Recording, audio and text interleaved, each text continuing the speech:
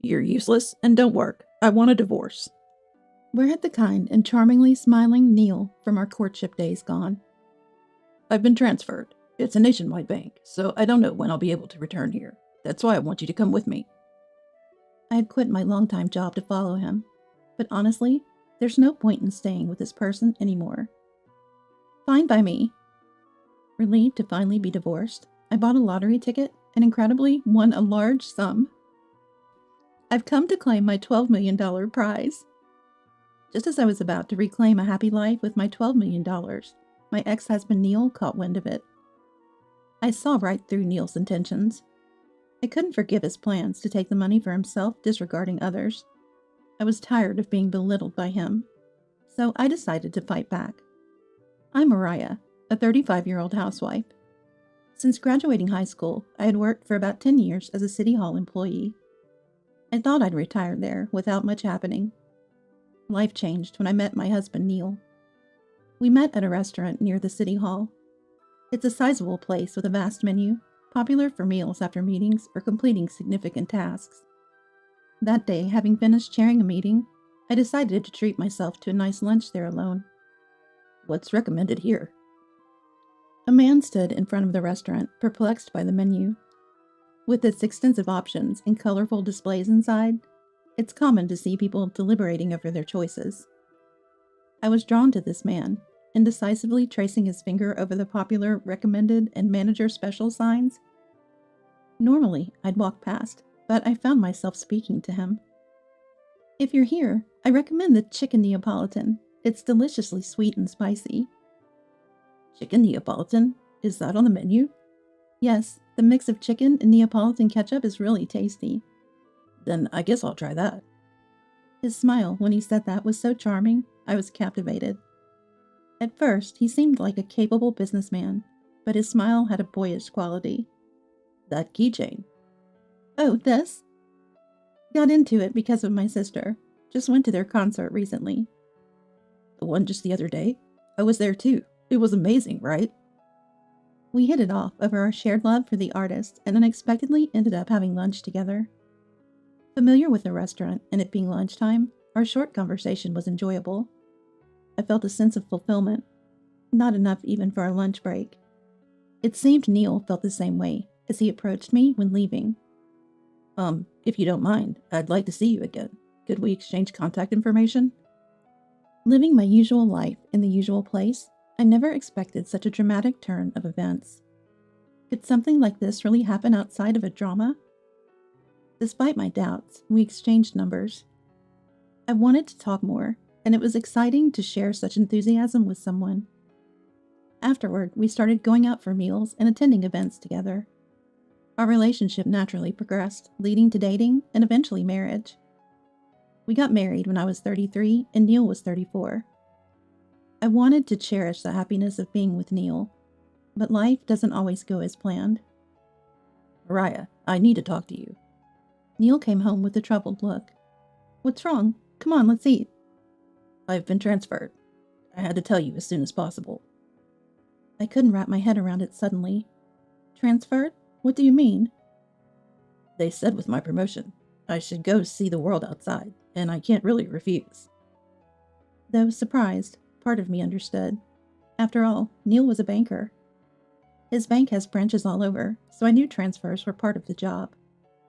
I had braced myself for this, but Neil's words and expression concerned me. Would a normal transfer make him look so down?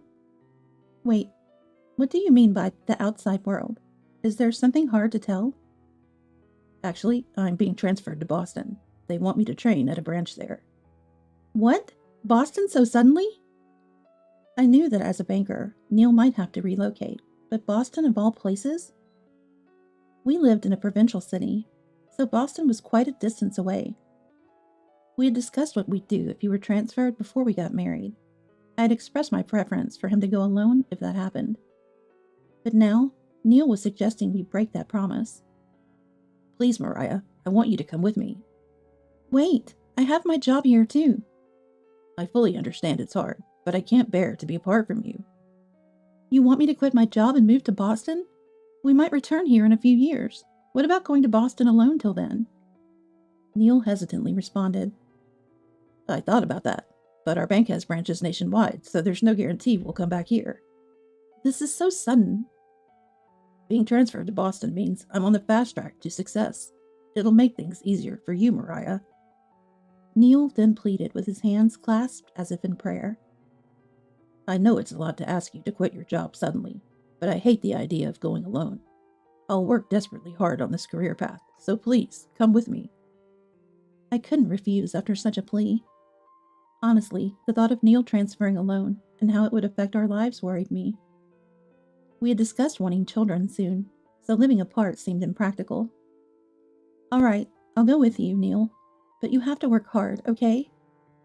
Thank you. I'll do my best. I'll become a branch manager and make life easier for you, Mariah. I wish I could have told myself back then. I wish I could tell myself then not to go with him on the transfer. In Boston, Neil seemed like he had changed. He became a work-first person, or perhaps it was mostly the loss of his smile that made him seem different. Welcome home. Ready for dinner? Huh? Can't you see how tired I am? No way I can eat. He would go straight to the bedroom, looking as if he might collapse, his face expressionless. Mornings came too early for him, and days without a morning greeting continued. Neil, you look pale. Are you okay? I hadn't seen his smile in a long time. We barely ate together, and he usually came home after midnight. Although I heard weekends were generally free, he was hardly ever at home. Even when home, he'd stay in the bedroom shut away. It felt like living alone. I started to wonder about the point of quitting my job to follow him to Boston. Maybe I should have insisted on him going alone. But no matter how much I regret it, there's nothing I can do. I need to find something to do for myself. Just passing the days aimlessly would be such a waste. Then one day, I got an idea when I saw a flyer in the mailbox. If I'm going to be at home all the time, I might as well start working. So I applied for a job at a nearby cafe that was hiring. Fortunately, I got the job right away. Having only done office work before, everything about this job was new and exciting to me. And above all, seeing the customer smiles up close was delightful. The cafe where I worked is known for its latte art, and people come from all around to see the owner's creations. I thought how fun it would be if I could make such beautiful latte art myself. Working at this cafe in Boston, I found a new joy. In my free time, I learned latte art from the manager, spending fulfilling days. Gradually, I started thinking about how nice it would be to do something professionally with latte art. It was around this time that I began to ponder starting my own business. I dreamt of how fun it would be to have my own shop and spread the joy of latte art. These fantasies were my escape from the growing disconnect with Neil.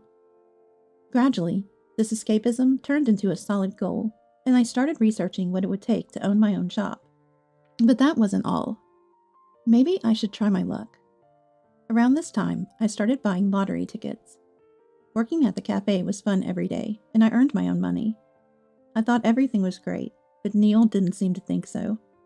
One day, while I was practicing latte art on my day off, Neil spoke to me in a bad mood. Hey, what's with you lately, Mariah? What do you mean? Is something wrong? No, it's just, you're always playing around, neglecting the housework. There's dust everywhere, and you haven't prepared meals. Of course, I did what I needed to do before going to work part-time or practicing latte art. I used to make breakfast and dinner for Neil, but he often came home late at night and skipped dinner. Lately, he would leave for work without eating breakfast, so I stopped preparing it. Neil, you hardly eat at home these days. That's not the point, is it? Are you just making excuses because you don't want to do it? He never used to speak so oppressively. Since moving to Boston, he seemed like a changed person. Then what's with the cafe and latte art? Isn't it embarrassing as a banker's wife? And you talk about wanting kids, but you don't even cook proper meals. Isn't that failing as a wife? I was actually visiting the doctor between part-time hours, but it turns out there's nothing wrong with me. I don't appreciate being accused of running off to play. And about the child, the doctor said there was nothing wrong with me and asked to see you next time. When can you go, Neil? Then Neil suddenly shouted and raised his hand. What? Are you saying it's my fault? I didn't say that. The doctor just asked when you could come in for a check. I've told you, I'm busy with work. It's not like you, playing with coffee. Don't lump us together. I couldn't believe Neil would say such things. Where had the Neil who used to smile gone? Since coming to Boston, he really had changed. I feel sick. I'm going to work. Wait, isn't today your day off? And it's already evening. There's something I need to finish. It's none of your business. He left, but he didn't look like he was going to work. He was in casual clothes and sprayed cologne 2 or 3 times before leaving. Wait, do you always wear cologne? My casual question was met with a glare from Neil. His frequent rushes out of the house, mood swings, and taking it out on me were becoming too much. Honestly, I wanted to build a good relationship with Neil. Living in an unfamiliar place, he's my only family, so I want to support and help each other. But I realized Neil's view of me had drastically changed. I wanted to have a proper conversation about it. If he's unhappy with me, I want to fix it. Hey, can we talk for a minute? That's good timing. I have something to say, too. I wondered what he wanted to talk about. With that thought, I sat down on the living room chair. When was the last time Neil and I sat face to face in these chairs? Lately, it feels like we haven't even looked at each other properly. So, what did you want to talk about? Don't you already know? What do you mean? You're so oblivious. That's why you can't get a decent job. I decided to overlook Neil's comments about me for now, but I couldn't tolerate his belittling the job I loved. Whatever job you have, it's wrong to mock someone else's work, especially if they love it. I had resisted moving to a new place for Neil's transfer, but here, I found a passion for latte art and a dream to base my life around it. Neil carelessly trampled on that dream. I wanted to own a shop and make latte art my profession. I couldn't stay silent when my first self-discovered dream was ridiculed. What? Work? Calling that playtime a job is more embarrassing. It's just like playing house, not real work. Enough. What do you want to say? Then Neil, with a laugh, put a green paper in front of me. The useless, jobless one gets a divorce. He handed me divorce papers. Divorce papers? Yes, you're just living off me without working. Remember your place, compared to mine. So that's the kind of person you are. I'm too busy with work to support a parasite like you. What? Did he think I would beg not to divorce? I stood there, holding the divorce papers. My silence while holding the divorce papers must be disappointing to him. He became increasingly irritated. Of course you don't want to write. A high school grad like you can't work properly outside, can you? What should I do with this? Hurry up. Your slowness is just like a woman who can't work. He seemed desperate to get divorced as soon as possible. Neil, filled with impatience, started fidgeting nervously. While tapping his foot, he glared at me as if urging me to hurry. This man was no longer the Neil I had once loved so dearly. Why did I fall for someone like this? And why did I come so far away with him, to a place where I knew no one? Now I only have regrets. The one thing I needed to do was clear. Faced with Neil's provocative attitude, I responded brightly. Okay. Really? Remember, you can't change your mind later. I won't. You're the one who brought these papers because you wanted a divorce, right? I'm tired of living every day trying to gauge Neil's mood. I signed the divorce papers with a smile and told Neil, I'll file these papers myself. You better do it. I'll know if you do anything strange. Stop it. If I say I'll do it, I will. Don't worry. After filing the divorce papers and finally being free, I decided to check my lottery ticket to see what the future held. I went to the familiar lottery kiosk, chatted with the lady at the counter, and handed her my ticket. She scanned it and suddenly let out a strange sound, disappearing from view. She had fallen off her chair in shock. I was startled at first, but then I saw an unbelievable number on the small display, along with the words, "Congratulations." What? $12 million? I was so shocked I couldn't speak. This was a promising restart. With this amount of money, my dream of owning my shop was now within reach. I went to the bank where my ex-husband worked to cash it in. There was no particular intention in choosing that bank. It just so happened that the bank where he worked was nearby. I never expected that visiting this bank would significantly change my situation. I rushed to the bank just before closing time to cash in my lottery ticket, feeling nervous about holding on to it for too long. As I was waiting after checking in, a woman approached me. "Why are you here? What brings you to a place like this?" Her tone was unexpectedly rude. "Well, it's not any really specific business." "Why did you even bother coming here?" "Why do you keep saying bother? Just please take care of this." What's this?" She looked curiously at the lottery ticket in my hand. "I came to cash it in." "Cash in? You bought a lottery ticket with your husband's money? How extravagant." The bank was crowded, so it's likely no one else heard the woman's rude words unless they were very close. People passed by without a second glance. It was unbelievable that such a rude employee existed, but I decided to quickly finish my business and leave. "I'm here to claim my $12 million. Her relaxed demeanor instantly changed to one of intense scrutiny. $12 million? Her loud exclamation startled me. Then, without a word, she disappeared into a back room. I was taken to the manager's office due to the significant amount of the prize. The procedure to collect the $12 million went smoothly, but I couldn't stop thinking about that extremely rude bank employee. Her disdainful look made me feel uncomfortable.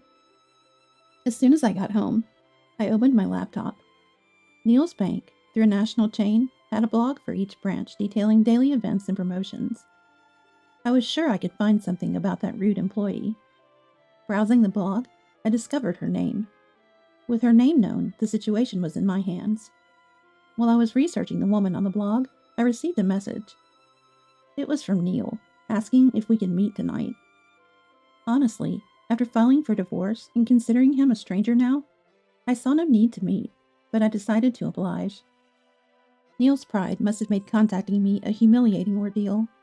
His message was full of condescension, saying things like, "I thought you'd be lonely, so I'll meet you." Or, "I figured you'd had enough of living alone." I was furious inside, but wanted to settle things, so I agreed to meet at a cafe. When we met outside, Neil immediately started talking upon seeing me. "Hey, shouldn't we give it another try? I've been thinking a lot since then." "Give it another try?" "Yeah, I was angry back then, and said things I didn't mean." "So you want to start over with me?" Looking at me, Neil continued. "Yes, we've had our misunderstandings, but I believe we can still become a great couple." Watching Neil, clearly intoxicated with his own words, I decided to settle this. "If you insist, maybe we could give it another try." That's the Mariah I know. "Did you really think I'd say that?" Neil looked at me shocked, so I decided to enlighten him. "I'm glad we're divorced. You wanted to reconcile for the money, right?" "Money? What are you talking about?" "Don't play dumb. You thought about keeping it all for yourself, didn't you?" Neil leaned forward across the table, pleading. "No, of course not. And $12 million is a lot of money, perfect for buying a house and starting anew." "I never mentioned $12 million, did I?" Neil finally realized his mistake and covered his mouth, but it was too late. He had already let it slip, and covering his mouth in a panic, couldn't undo what had been said. "You had an affair, found your wife bothersome, so you decided to divorce, and now you want to remarry for money? Don't make me laugh." "No, it's not the money, it's just that—" "Do you even realize what you're doing and saying?" Neil was visibly uncomfortable and restless. "So you heard it from that woman, Rebecca, right?" "What? What are you talking about?" "I know you two are dating. You thought if we got back together, you could buy Rebecca even more gifts, right?"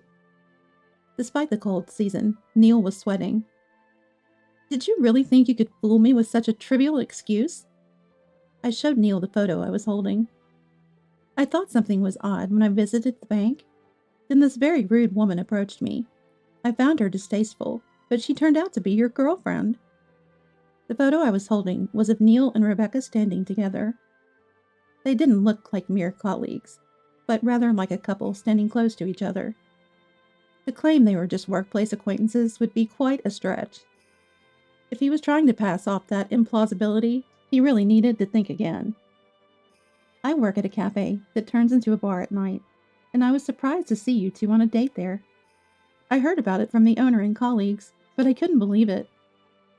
Well, I asked the owner, and apparently, you two have been coming there occasionally for about 2 years. My hand holding the photo was trembling. I had only worked part-time during the day, waiting for your return, but you were cheating and planning to leave me for the younger, beautiful Rebecca, weren't you? Neil had no response, looking down. But then, I won the lottery, and you changed your mind, right? He looked at me guiltily. So you thought if you withdrew the divorce, you could squeeze money out of me as your husband? That's right. Money is a shared marital asset, right? I've been living with you for years, so if we got back together, it would still be shared property. Wait, are you serious? I sighed at Neil's words. How could he have the nerve to propose reconciliation after he was the one who initiated the divorce? Sure, I have the lottery ticket, and I won a substantial amount, but I bought it after we filed for divorce. What? What does that mean? Be clear. It means it's not the subject to property distribution. I've already checked with a lawyer. Neil looked at me with a resentful expression. You can't be serious. You initiate the divorce, and when I come into a significant amount of money, you think we can just get back together? I never said that. But that's the reality, right? I heard it. I operated my mobile phone. What played was a recording. From the background noise, I could hear Neil and Rebecca's conversation.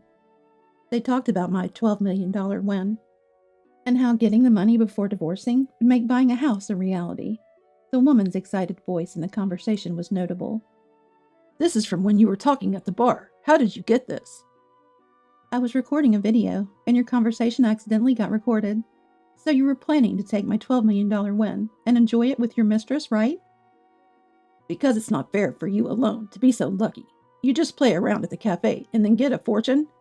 And you can't forgive me for 1 or 2 affairs? From my point of view, it's you who's out of line, always playing around. I couldn't understand how my part-time job and Neil's affairs could be compared, but I decided to settle this matter once and for all. All I wanted to say was about that fact. This branch? It had some colleagues who attended our wedding, right? The world is really small. So, what if a colleague was there? What does it have to do with you? I showed them the video because they wanted to see it. They're interested in flair bartending. Oh, and by the way, the video includes your conversation. Then, Neil stood up from his chair with a loud noise. He stood up so abruptly that the chair toppled over, making a loud crashing sound. Hey, what are you thinking showing that to a colleague? They wanted to see it, so why not? What are you doing to me? Holding his head, Neil crouched down. It was understandable. One of Neil's colleagues, who attended our wedding, was rumored to become a manager. Being noticed by this colleague meant getting off the promotion track.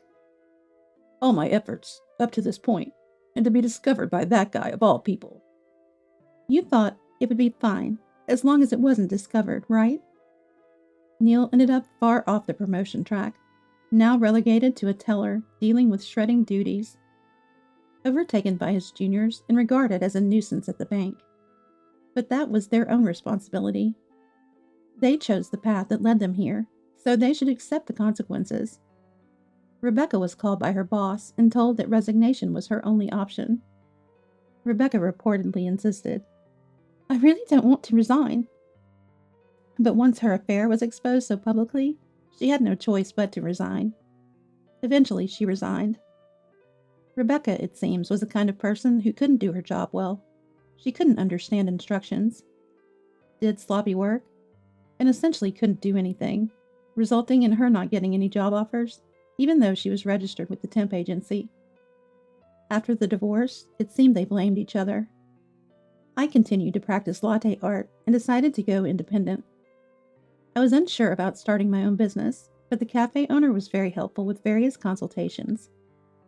Thanks to the owner's kindness, I was able to open a new cafe. I had been doing administrative work at City Hall since high school graduation. However, following the transfer and discovering the fascinating work of latte art was a stroke of luck. If Neil had gone on his transfer alone, I likely would have never encountered latte art. There were certain nights at first, but thanks to word of mouth and magazine features, the cafe did well. I never dreamed of owning my own shop. So it's true that you never know what life will bring. That's what makes life interesting. Being able to enrich my days with something I love is truly fulfilling. Such modest happiness brings me great joy.